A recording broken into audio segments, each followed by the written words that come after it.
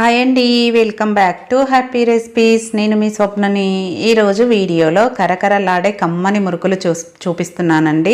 అలాగని పప్పులతో చేసే మురుకులు కావండి. ఇది కప్పు సూజీ రవ్వతో చేసుకునే ఉప్మా రవ్వ అంటారు కదా, దాంతో చేసుకునే కమ్మని మురుకులు చాలా బాగుంటాయి.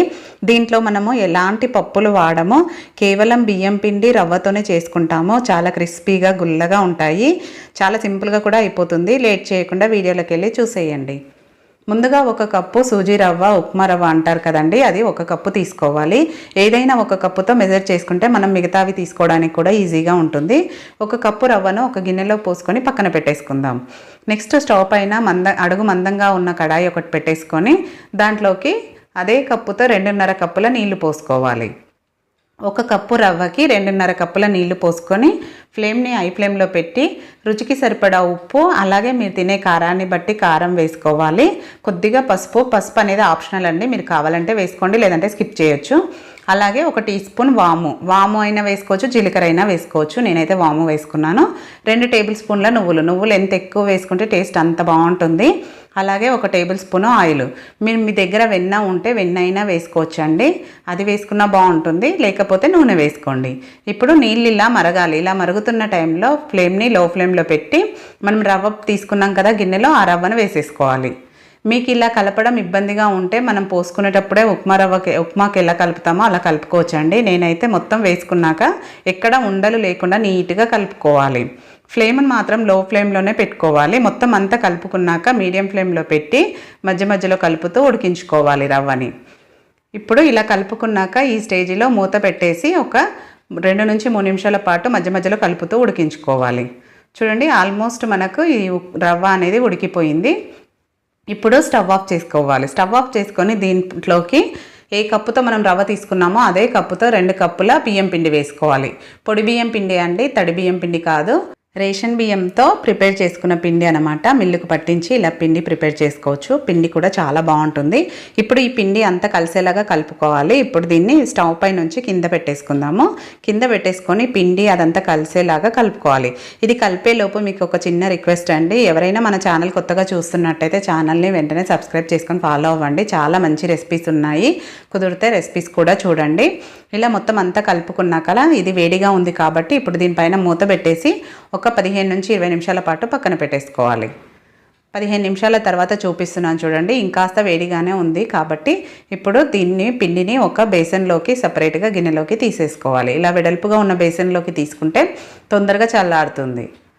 ఇలా తీసుకున్నాక ఇప్పుడు దీన్ని కొంచెం ఇలా ముద్దలాగా కలుపుకోవాలి. మనకి ఇక్కడ వాటర్ అనేది కరెక్ట్గా సరిపోతాయండి, ఏమాత్రం పట్టాయి. ఒకవేళ పడతాయి అనుకుంటే మాత్రం కొంచెంగా చిలకరించుకొని పిండిని ముద్దలాగా చేసుకోవాలి. అంతేకాని వాటర్ మాత్రం ఎక్కువ పోయొద్దు. మనం ఇలా కలుపుతూ ఉండగానే ముద్దలాగా అవుతుంది. నాకు ఇక్కడ ఒక చిన్న టీ స్పూన్ అని నీళ్ళు పట్టినాయండి, ఎక్కువ ఏం పట్టలేదు. ఇలా కలుపుకుంటే పిండి అనేది ఈ విధంగా అవుతుంది. ఇలా సాఫ్ట్గా అయ్యాక ఇప్పుడు దీనిపైన మూత పెట్టేసి మనము మురుకులు దేంతో చేయాలనుకుంటున్నామో ఆ మిషన్ని ప్రిపేర్ చేసుకోవాలి. మీరు సన్నగా కావాలంటే సన్నగా చేసుకోవచ్చు, ఇలా కొంచెం దొడ్డుగా కావాలంటే దొడ్డుగా చేసుకోవచ్చు. లేదు ఒకటే హోల్ ఉంటుంది కదండి, దాంతో కూడా చేసుకోవచ్చు. ఎలా చేసుకున్నా మురుకులు అయితే చాలా క్రిస్పీగా గుల్లగా వస్తాయి. ఇలా పెట్టుకున్నాక దీంట్లోకి ఆయిల్ వేసుకోవాలి కొంచెం. ఇలా ఆయిల్ అంతా అప్లై చేసుకున్నాక మనకు ఇప్పుడు దీంట్లోకి పిండి ముద్దను పెట్టేసుకోవడమే. పిండిని ఎప్పటికప్పుడు మూత పెట్టుకోవాలండి, ఎందుకంటే రవ్వది కాబట్టి తొందరగా తడియారిపోతుంది. సో అందుకని ఎప్పుడు మూత పెట్టేసుకోవాలి. మనకు అందులో మురుకుల గొట్టంలో ఎంత పడుతుందో అంత పిండి తీసుకొని ఇలా చేసుకొని పెట్టేసుకోవాలి. చూడండి, ఇలా వీడియోలో చూపిస్తున్నట్టు పిండిని పెట్టుకున్నాక మళ్ళీ మిగతా పిండి ఆరిపోకుండా దానిపైన మీరు కావాలంటే తడి క్లాత్ అయినా వేసుకోండి, లేదంటే ఇలా మూత పెట్టుకున్నా పర్వాలేదు.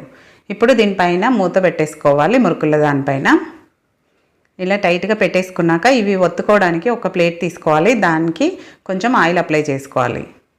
మనము రవ్వతో చేస్తున్నాం కాబట్టి డైరెక్ట్గా ఆయిల్లో ఒత్తలేమండి, ఒత్తితే విరిగిపోతాయి. కాబట్టి ముందుగా ఇలా ప్లేట్లోకి ఒత్తుకున్నాక మాత్రమే ఆయిల్లో వేసుకోవాలి. చూడండి ఎంత ఈజీగా వస్తాయో. మీకు ఇలా కావాలంటే ఇలా చేసుకోండి, లేదంటే సన్నగా ఇంకా కొంచెం సన్నగా కావాలన్నా కూడా చేసుకోవచ్చు. లేదంటే ఒకటే రంధ్రం ఉంటుంది కదా, దాంతో చేసుకున్నా కూడా చాలా సింపుల్గా అయిపోతాయి. టేస్ట్ మాత్రం చాలా అంటే చాలా బాగుంటాయండి. అసలు ఎలాంటి పప్పులు కూడా వాడలేము కదా దీంట్లో, అయినా కూడా టేస్ట్ చాలా బాగుంటాయి. క్రిస్పీగా గుల్లగా వస్తాయి. ఒకసారి తప్పకుండా ట్రై చేయండి మీరు కూడా ఈసారి. ఇలా నేను ఒక వాయికి సరిపోను చేసేసుకున్నానండి. ఇలా చేసేసుకున్నాక ఇప్పుడు స్టవ్ పైన ఆయిల్ పెట్టేసుకొని ఆయిల్ని బాగా హీట్ అవ్వనివ్వాలి. కొంచెం పిండి వేస్తే మనకు తెలిసిపోతుంది. చూడండి ఆయిల్ బాగా హీట్ అయింది కదా. ఇప్పుడు ఫ్లేమ్ని మీడియం ఫ్లేమ్లో పెట్టుకొని మనం ఆల్రెడీ ప్లేట్లో రెడీగా పెట్టుకున్నాం కదా, దాన్ని ఒక్కొక్కటిగా తీసుకొని దీంట్లో వేసేసుకోవాలి. చూడండి ఇలా జాగ్రత్తగా తీసుకొని వేసుకోవాలి. మనం ఆయిల్లో ఒత్తుకుంటే మాత్రం రవ్వది కాబట్టి విరిగిపోయే ఛాన్స్ ఉంటుంది. మనకు ఆయిల్లో ఎంతవరకు పడతాయో అంతే వేసుకోవాలి. ఇలా వేసుకున్నాక పైన నురుగంతా పోయే వరకు అస్సలు గరిట పెట్టొద్దండి. ఇలా నురుగంతా పోయాక రెండో వైపుకి తిప్పుకుంటూ మంచి కలర్ వచ్చే వరకు ఫ్రై చేసుకోవాలి. ఇవి మీడియం ఫ్లేమ్లోనే ఫ్రై చేసుకోవాలండి, హై ఫ్లేమ్లో పెట్టొద్దు. మీడియం ఫ్లేమ్లోనే కొంచెం కలర్ వచ్చే వరకు ఫ్రై చేసుకోవాలి. కొద్దిగా టైం పడుతుంది, కానీ మంచి కలర్లోకి వచ్చాక చేసుకున్నాం అనుకో చాలా బాగుంటాయి. చూడండి చూస్తేనే తెలిసిపోతుంది కదా ఎంత కలర్ఫుల్గా యమ్మీగా ఉన్నాయో. ఇలానే మిగతా అవన్నీ కూడా వేసేసుకోవాలి. ఒకవైపు వేసుకుంటూ ఒకవైపు ఒత్తుకుంటే చాలా ఈజీగా అయిపోతుంది. అలా అని ఒకేసారి ఒత్తి పెట్టేసుకున్నాం అనుకోండి అవి కూడా విరిగిపోయే ఛాన్స్ ఉంటుంది. కాబట్టి ఏ వాయికి సరిపోనో ఆ వాయికి అప్పటికప్పుడు ఒత్తుకొని వేసుకోవాలి. చూడండి క్రిస్పీ గుల్ల మురుకులు రెడీ అయిపోయాయి. చూస్తుంటేనే ఎప్పుడెప్పుడు చేసుకొని తినాలని ఉంది కదా. ఇంకెందుకంటే ఆలస్యం, ఎలాంటి పప్పులు లేకుండా కప్పు సూజీ రవ్వతో కమ్మగా గుల్లగా ఉండే ఈ మురుకుల్ని తప్పకుండా మీరు కూడా ఈ పండగకి ట్రై చేయండి. ట్రై చేశాక మీకు ఎలా కుదిరిందో ఫీడ్బ్యాక్ పెట్టండి. వీడియో నచ్చితే లైక్ చేయండి, షేర్ చేయండి, సబ్స్క్రైబ్ చేసుకోవడం మాత్రం మర్చిపోకండి. Thank you for watching.